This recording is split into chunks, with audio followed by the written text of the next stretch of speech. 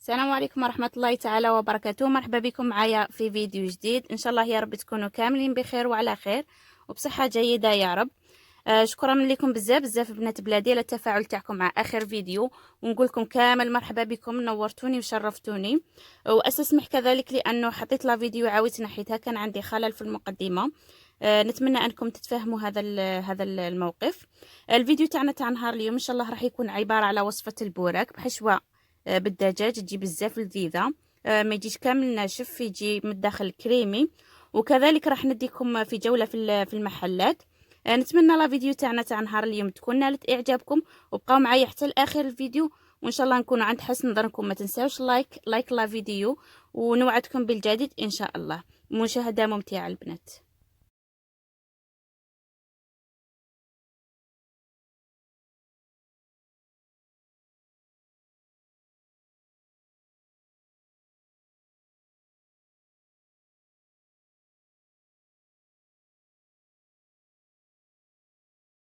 لهنا نبداو بسم الله على بركه الله. المقادير اللي راح نحتاجهم في هذا البوراك: عندي لهنايا حبة تاع بصل متوسطة قطعتها الى قطع صغيرة.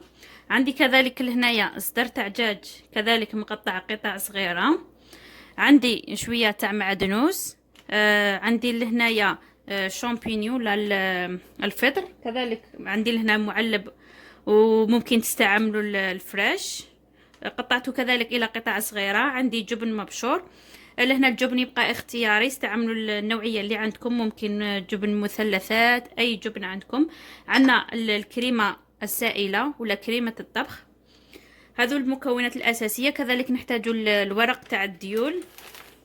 أنا نستعمل هذه النوعية اللي كل مرة نوريها لكم. نستعملها في الحلو ولا في المالح. لهنا ما عندناش أوراق الديول اللي كما اللي عندنا في البلاد. نستعمل هذه. تلقوها موجودة في المحلات اللي يبيعوا الحلال بطبيعة الحال، الهندية ولا باكستان عند العرب. والتوابل ايش راح نحتاجو باش نتبلو الدجاج تاعنا: عندي فلفل اسود، عندي الملح، عندي لهنا زنجبيل، وكذلك البابريكا، عندي الكركم، وعندي هذا اختياري الفلفل الحار. وفي الاخير راح نضيف الكاري باودر. هذا هو المكون السحري اللي يعطيكم بنه هايله في البوراك تاعكم. الا ما سبق لكم شو جربتوه، غير جربوه، راح يعطيكم بنه رائعه. نبداو الوصفه تاعنا.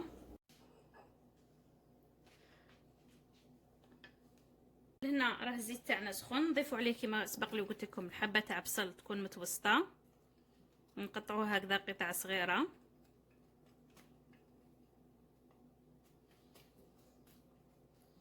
البصل راح يعطي بنه هايله للبوراك.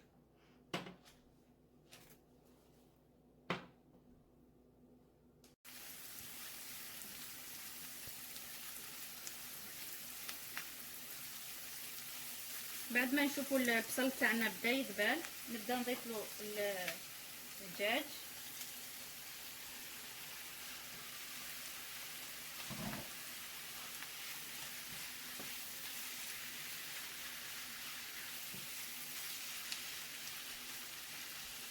ومن بعد نبدا نضيف له التوابل.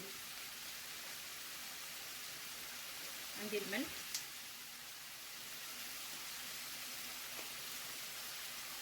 الفلفل الاسود، راه سبق لي وذكرت التوابل في المقادير.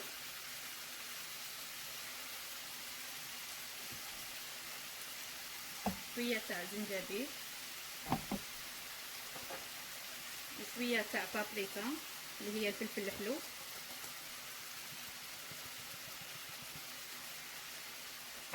شويه فلفل حار يبقى اختياري، اذا ما بغيتش حار ما تضيفيش. وعندي شويه تاع كركم.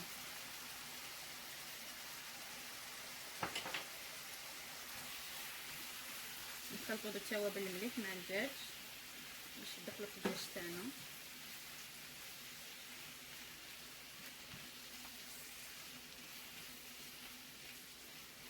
هذه الحشوه راح تجي بزاف هايله، راح تعجبكم اكيد.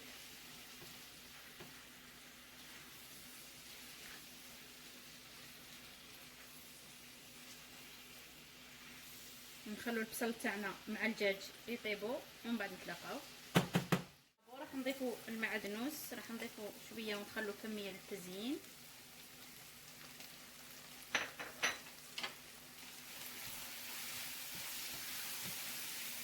ومن بعد راح نضيفوا لهنايا بلا ما نديروا في مقله وحده اخرى ونزيدوا على رواحنا، راح نضيفوا لهنايا الشامبينيون نحمرهم كذلك شويه، كما نعرفوا ان الشامبينيون ما يديش بزاف وقت في التحمار.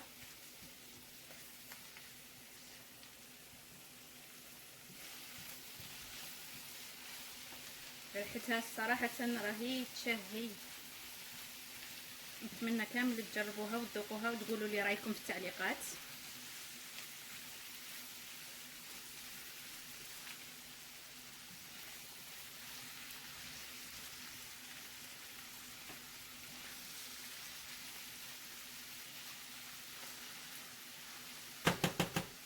نخلو واحد دقيقه ولا زوج ونطفوا عليه. هنا كي نبغوا نطفوا عليه راح نضيفوا شويه من الكريمه السائله، نضيفوا كذلك الجبن يبقى اختياري، قلت لكم تقدروا ديروا الجبن الابيض، الجبن اللي عندكم. نخلو غير الكريمه تاعنا تعقد، وراح نضيفوا في الاخر الكوري باودر ولا التابل تاع الكوري، يعطيله بنه رائعه صراحه، والله لا يعطيله بنه روعه. نضيفوا كميه قليله، نخلو الكريمه تاعنا تعقد، ومن بعد الحشوه تاعنا نطفوا عليها ونخلوها تبرد تماما، ومن بعد نبداو نعمروا في البورك تاعنا.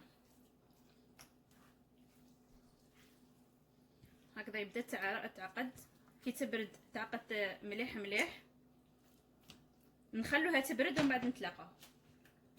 لهنا بعد ما بردت الحشوه تاعنا صنعت هذا اللاصق بالفارينه وشويه تاع ماء باش نلصقوا به الحبات ما يتفتحولناش، وراني موجده كذلك الحبات تاع الديول.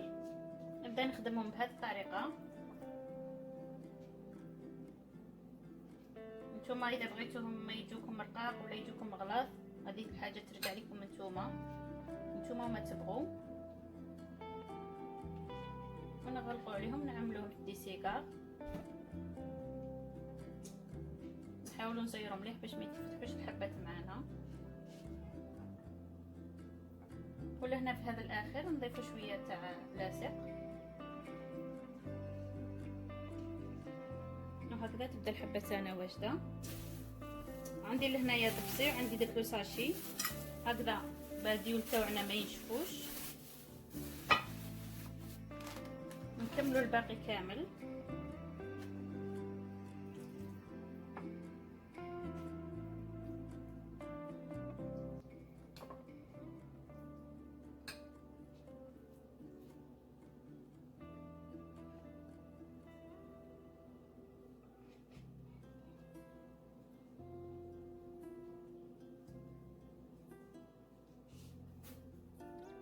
نكملوا كامل على هذا الشكل، وما ننساوش كذلك نديرهم في الساشي ما ينشفوناش.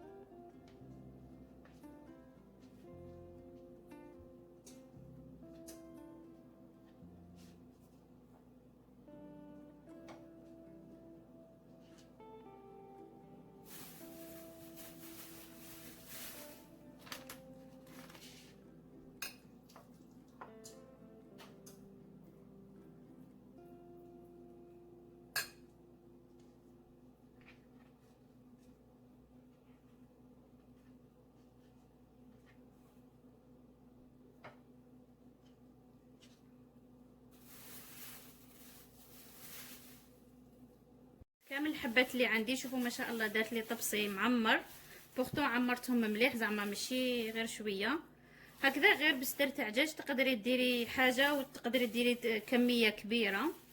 لهنا اذا كنتوا عائله افراد قلال ممكن انكم تقلوا غير الكميه اللي راكم رايحين تحتاجوها، واذا كنتوا والباقي تحتفظوا به في المجمد. واذا كنتوا عائله كبيره تقليهم كامل. انايا سخنت لهنايا الزيت تاعي ونبدا نقلي في الحبات. لهنا كوموني بتيت استيس كل مره نبغي نقولها لكم وننساها.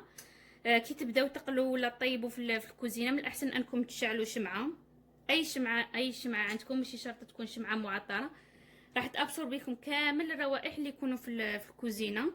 سيرتو نهار اللي ديروا حوت ولا عفسه كيما هكذا، ننصحكم بشمعه صراحه بوني ديت ابصر بكم كامل الريحه تاعنا. سخنت نبدا نقلو في البوراك، نديروا له نهار شويه متوسطه باش ما يتحرقش. تبغوا ديروه في الفور كذلك يمكن، ماشي شرط تقلوه الفور كذلك يجي نورمال.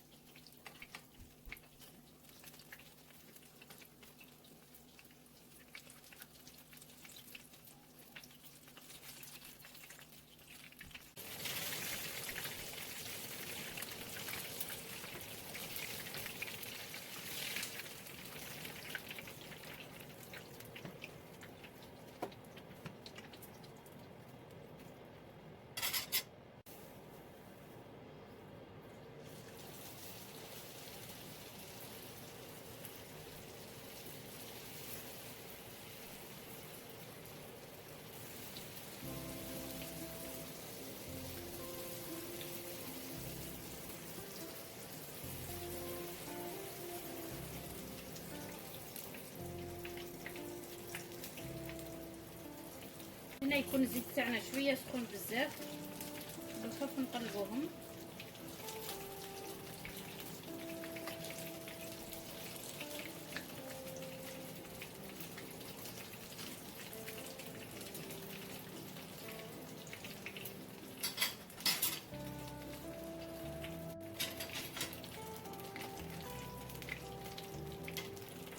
لهنا بعد ما قلينا كامل الحبات تاعنا نخليهم يستقطروا لهنايا ونتلاقاو في صحن التقديم. خليكم معايا ما تروحوش بعيد.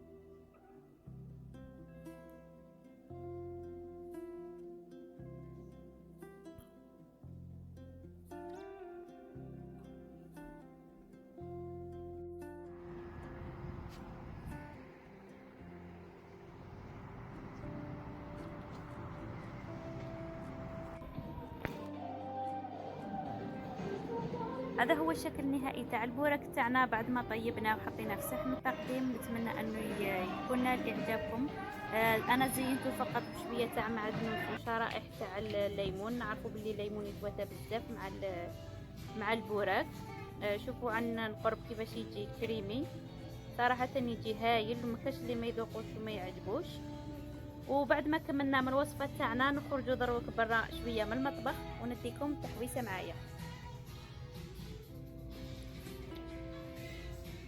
لهنا رانا خرجنا برا.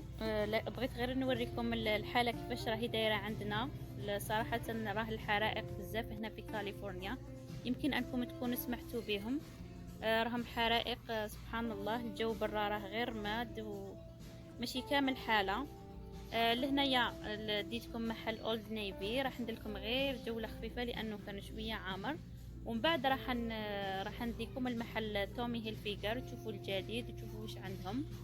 ونتمنى لا فيديو ينال اعجابكم. قعدوا معايا حتى لاخر لا فيديو. انا خليكم من هنايا ونتمنى انه بقية الفيديو يعجبكم. السلام عليكم احباتي، ونتلاقاو في فيديو اخر ان شاء الله.